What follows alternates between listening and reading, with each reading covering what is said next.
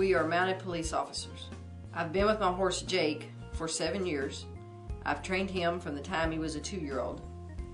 The day Jake was injured started uneventfully with our usual roll call at the barn. Sergeant Sam gave us our assignments for the day and told us about any special needs in the community. We then had a chance to ask questions and talk about upcoming events. After roll call, we groomed and tacked up our horses. We are very proud of these animals and take great care that when they are out in public, they look the best they can. We officers also take pride in our appearance and want to present our horse and rider team as a professional package. As we left the barn to hit the streets, I didn't know that day would end with a struggle to save my horse's life. It's hard to think that this is what caused all of Jake's problems. Came close to being a bullet. Yeah. I start to groom him like I always do, and I get to his back left foot, and I find this sticking out, and it wasn't just barely in there, if you remember.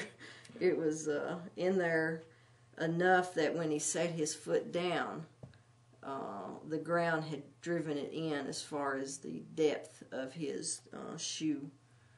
It had went in that deep, so it was really in there pretty good amount.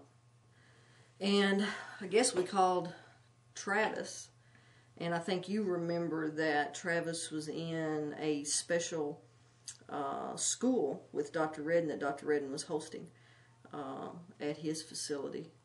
And Travis told me to pretty much load him up and bring him straight over. In a vehicle, you get a flat tire. It's not the same with the equine individual, because when he puts a nail or something in his foot, then we have a very, very, very serious and life-threatening situation. And these things, thank God, they don't happen too often, but when they do, it is a very critical and emergency situation. I just happened to be at a teaching clinic with Dr. Rick Redden down in Versailles, and Lisa called me there and said, I have a emergency. And Jake had stepped on a roofing nail, and it had went into a place in his foot that it was questionable whether it was into a vital area or not.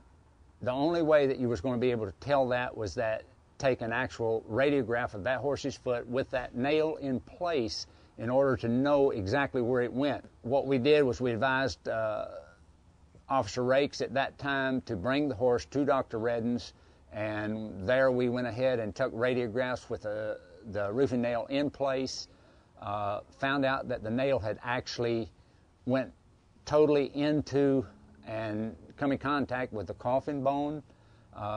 Fortunately, there was no real damage to the attachment of the tendon process at that time. So what we did was Dr. Redden cleaned that thing up really good that day, and we fashioned a hospital plate that we could take off on and off on a daily basis and go down into the area that he actually went in and cleaned up.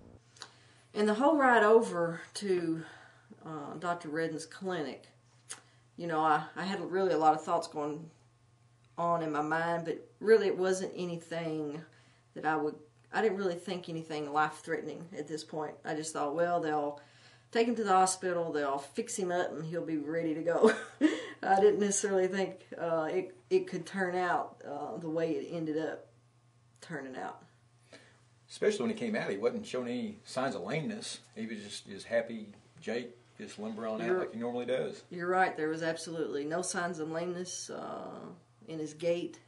He didn't act injured in any way. So.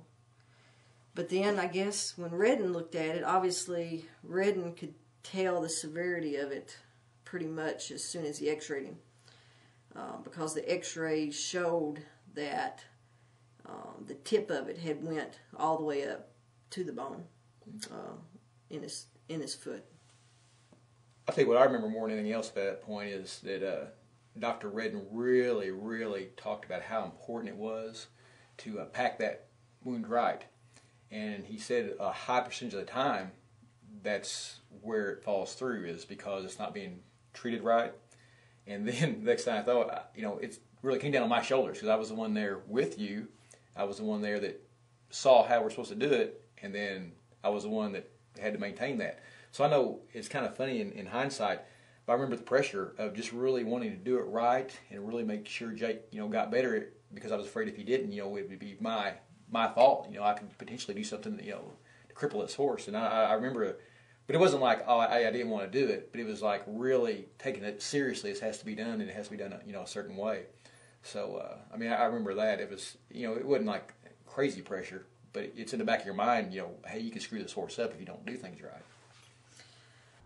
I started my shoeing practice 43 years ago, and in that time, I have found not only myself, but a great number of people, we have a tendency a lot of times to rush a horse in his healing process, not give him the adequate amount of time that it takes for different things to heal.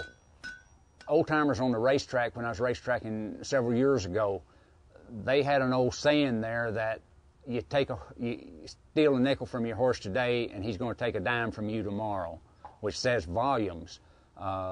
We cannot rush these horses. They have to have time for nature to provide the healing that needs to take place. I